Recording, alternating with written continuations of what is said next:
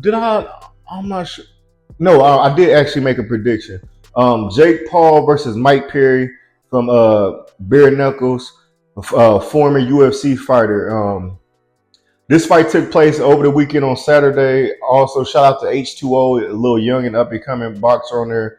He got knocked smooth the fuck out, man. I don't know if y'all saw it or not. He got cracked. He was winning all 6 rounds, and he got a little lazy with his hands, and old dude hit him with some shit that he didn't think was gonna come. But he took it well. He took the loss well. He was, like I said, he's an up and coming fighter. A lot of them were talking about putting him in that 135, 140 talk with Tank and all them.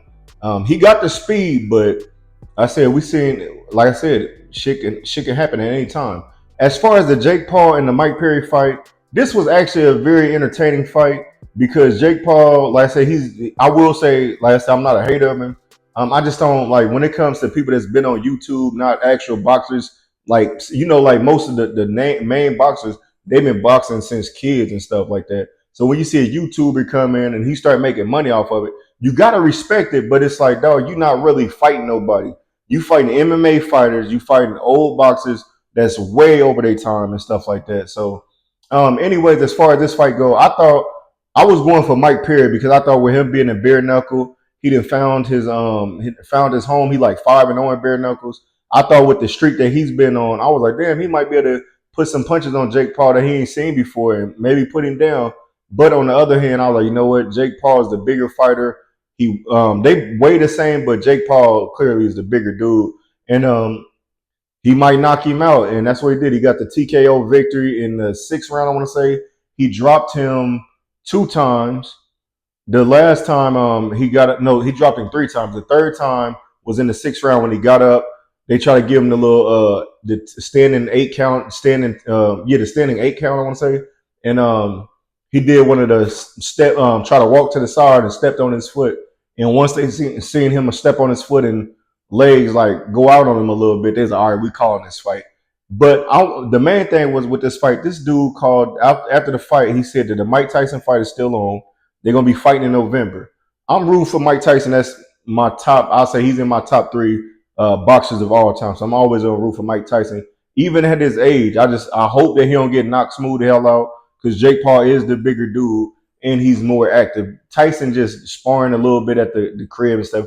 He's not going out there fighting people like that. He fought Roy Jones maybe like 2 years ago in an exhibition fight.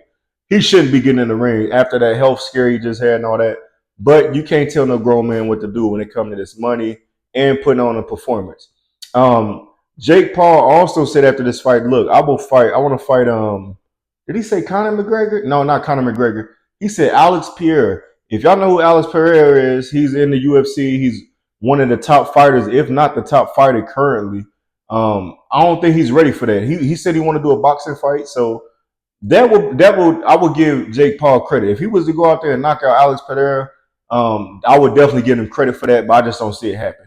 I think he just needs to continue this path he's doing, fighting these older boxers, fighting these MMA fighters, and YouTubers. They might give him a top 10 fighter one of these days, but as of right now, just feed him, let him entertain. Because like I said, he is an entertaining boxer. But as far as that fight go, man, Jake Paul whooped the hell out of Mike Perry. Mike Perry was humble in the loss. They said they will run it back and bare knuckles, maybe possibly down the line, maybe a year or so. So salute to both of them. They put on a good night with that boxing. Main thing I want to get into now is the UFC 304. UFC 304 is this weekend, this Saturday. We got 2 belts on the line.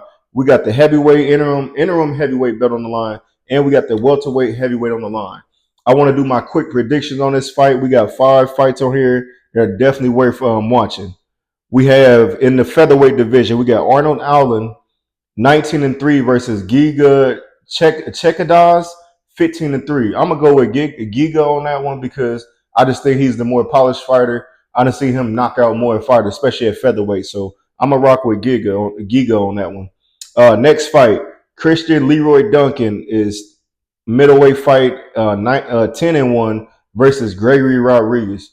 I'm gonna rock with Gregory Rodriguez. I don't know too much about the Christian Leroy dude, but Gregory Rodriguez, he's one of those dudes that in the middleweight put pressure on you.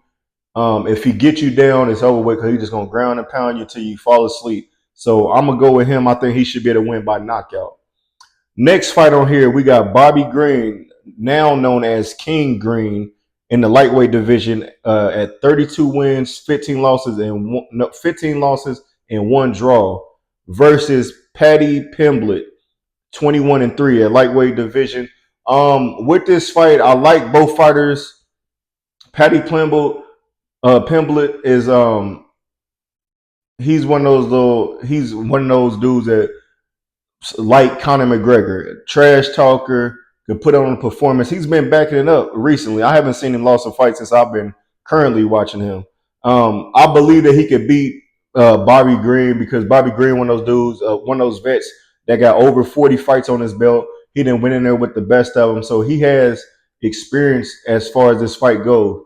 But I believe this is one of those fights that he can possibly lose, just because we got a younger dude that's a way more fresher, that can possibly beat him. So as much as I like Bobby Green, I'm gonna rock with Paddy Pimblett to win this one by possibly decision.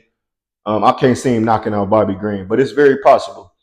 Co-main event of the evening is a rematch. Tom Espinal, 14-3. He is the interim heavyweight champion. He will be putting that title on the line versus Curtis Blades, 18-4. Curtis Blades, we seen him get knocked the hell out maybe a year or two ago, but I want to say by Derek Lewis. Was it Derek Lewis? I think he got knocked out by Derek Lewis out cold, and ever since then he went right back to his game of wrestling, get on top of you, tire you out, and just punch you to sleep or even choke you out. Espinal, this one of those dudes that look like he's undersized in the division. I'm not sure. I mean, he's like 6'3", but when you see him compared to the other heavyweights, he's not as stocky as them. Like Curtis Blades is a big dude. Aspinall, not from what I see, he don't look like a bigger guy, but he got power in them punches. So I want Curtis Blades to win this fight because I want to see him as the champion. I'm always rooting for the home team, like black men that win a championship. I think it'll be dope because this would set up a fight with him versus either Stipe Miocic or John Jones. I think that Curtis Blades and John Jones match up perfect because I believe Curtis is going to win this fight. But I think they match up perfect because Bones Jones has never been against a wrestler that's pretty much the same size as him or as big as him. He went against DC. DC was like 5'10" or 5'11" on a good day. So I believe Curtis Blades can win this. He's just got to get this fight to the ground. If they standing up fighting, I think Aspinall can make them legs do the little noodle dance that motherfuckers be doing once they get clocked on their chin. So I'm rocking with Curtis Blades to win this one by decision. Main event of the evening, we have the Bilal Muhammad in the welterweight division, 23-3, versus the champ right now, Leon Edwards, at 22-3. So their records are pretty much just about the same. Bilal got one more win than him. The last fight they had, these dudes been beefing for quite some time.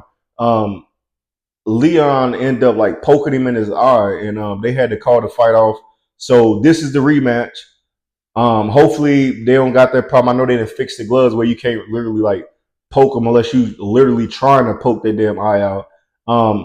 The way that Leon's been fighting, man, I think that he's the better fighter. He's the bigger fighter. I believe that he's going to be able to retain, but he must knock out Muhammad to prove his point because they've been talking crazy in the media. Usually I wait to do these predictions after I watch the press conference and the weigh-in and all that stuff, but that's tomorrow night. So I'll get caught up on that. But as of now, I'm rocking with Leon Edwards to retain the belt by knockout. So my picks for the UFC 304 card is Giga Chesgada, Gregory Rodriguez, Paddy Pimblett, Curtis Blades, and Leon Edwards to retain in the welterweight division.